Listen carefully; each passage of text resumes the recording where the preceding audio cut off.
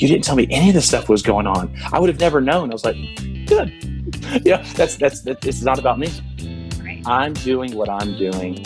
I'm taking the gifts that God has given me and trying to give them back to him in the way that I use my words, the way that I use my, time, my abilities and things like that. Again, I can't emphasize this enough. I want my kids to know how they were made. If they're a wrench, go out and don't hit nails. Don't hit nails. You're a wrench. You're there to turn things. If you are a hammer, though, send it through. Go. Figure out who and how God made you, and then live that thing out, because the peace and the happiness and the hope and the contentment that come with that, it's very attractive to a lost world. I can't remember who the person was attributed with the statements, but preach always and use words if necessary.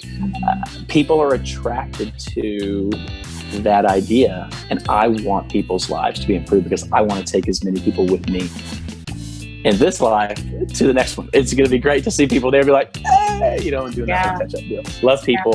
And so I guess that's why I do what I do.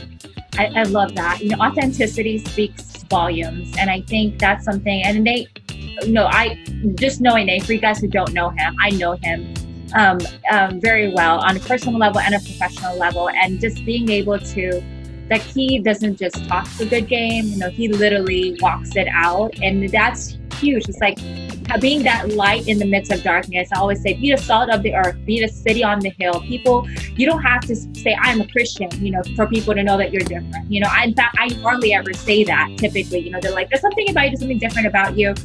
Your actions, the way you carry yourself, your character, the way you do your business, the way you handle pressures, especially that, how do you handle pressures, right?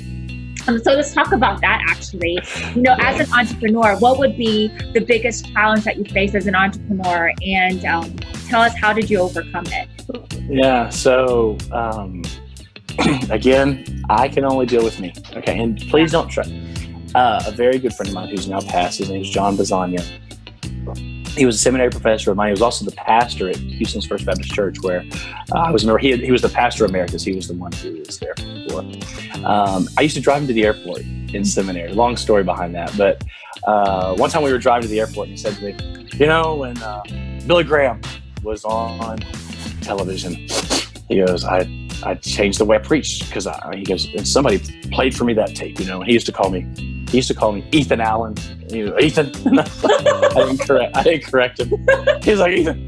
I was like, just be you, be who God made you to be. What John was telling me was, Billy Graham was the big thing, and everybody liked him. And so he went back and listened to some of his cassette tapes. It was like, oh my gosh, I'm even speaking with that drawl from that same, Tennessee or wherever Billy Graham's from. What am I doing, right? This is what I'm about to tell you is me. And so again, with conviction, do what God's made you to do and be the way that God's made you to be. But for me in my business, I don't focus on the numbers of the monetary numbers, the dollars. I don't. I value people above bottom lines. And that means that sometimes we get people who are very not on the same page, whether that be customers of ours, whether that be co-workers of ours. I've been cheated. I've had money stolen from me. And people go, aren't you upset? It's like, honestly, it's going to hurt them more than it's going to hurt me. I mean, I'll recover. God's got this. I'm fine. People I'm trying to partner with, other companies who come along, and finding like-minded people who say, at the end of the day, money comes and money goes. But love God, love people. And then responsibly take care of your business. That's been the biggest challenge, is finding people who, when the rubber really meets the road, I mean, the chips are down. Because let me tell you, as a business owner, there's going to be days where you're like, wow, I'm out of money. Lord, I got nothing. There's nobody at the door knocking. What kind of deal. And I love what I think Sarah Young is the author of the Jesus Calling devotional. I'm on my third trip through that one.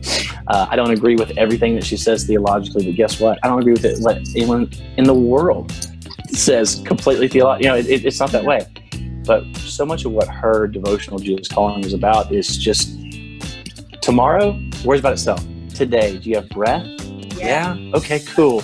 Uh, uh, are you 6 feet above or 6 feet under? Okay, you're 6 feet above. Awesome. Okay.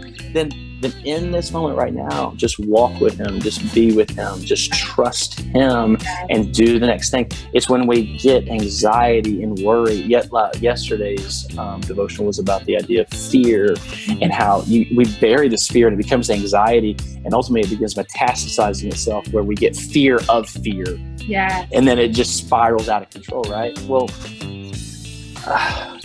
it is hard in a world that thinks that money is what cares for it. Right. I've heard people referred to as always such a good provider.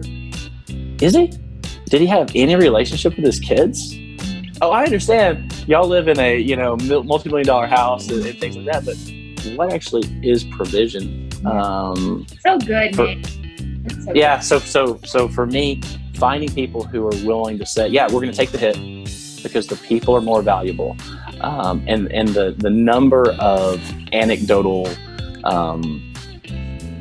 stories that could be told on that end, even in just the 10 years of power practice swimming, it's really escalated a lot since we actually go year round and have business.